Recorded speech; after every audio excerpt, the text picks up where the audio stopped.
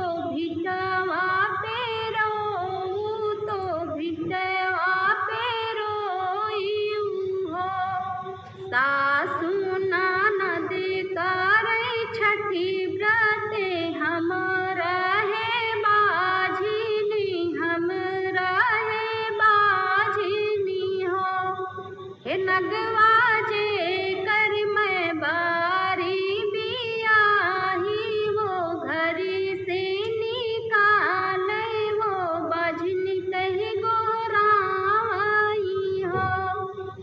काऊ कहूँ मोरी बेटी कहते दुखी लागई बहुत दुखी लागई हो।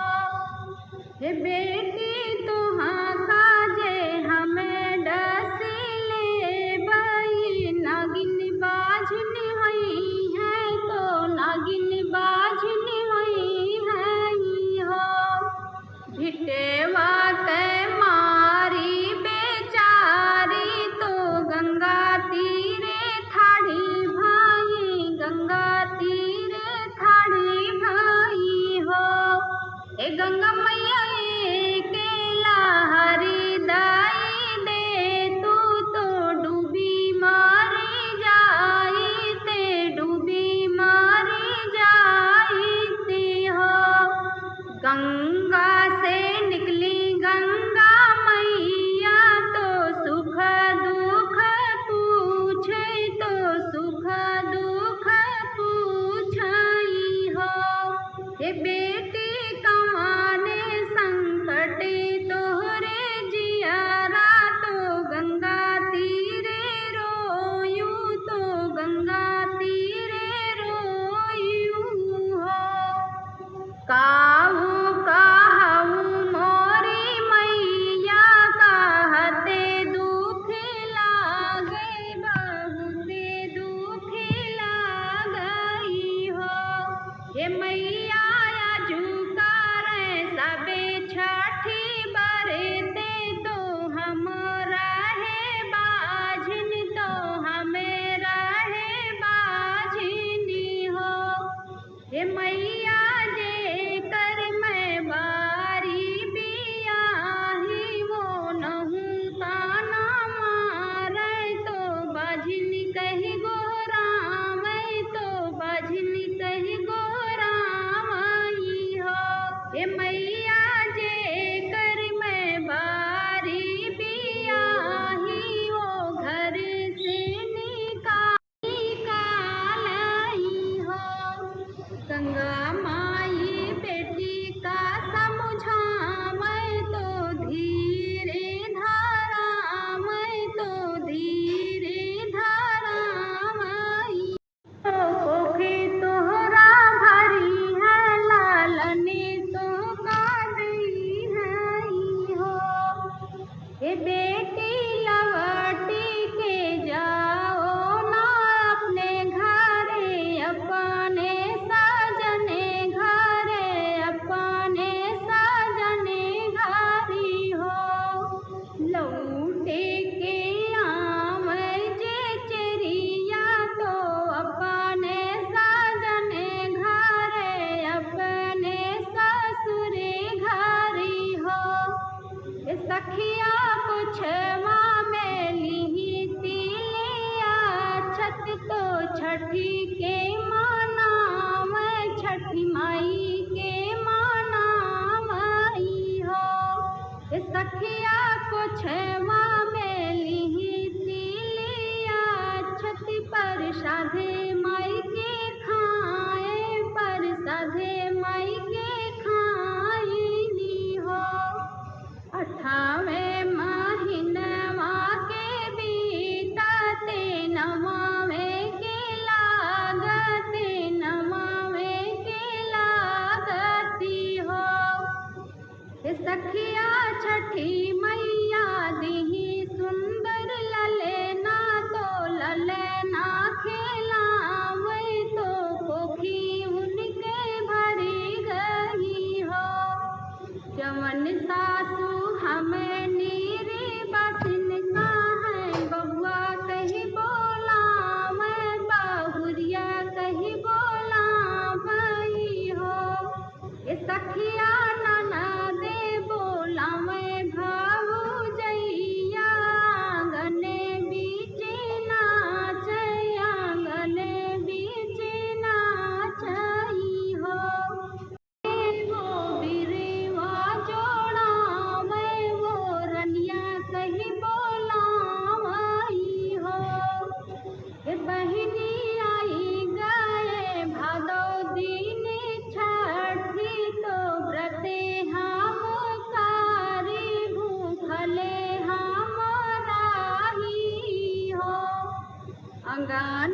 माँ चौके पुराम तो कूसे गड़ाम तो कूसे गड़ाम हो। सखिया ललेना के अपन छठी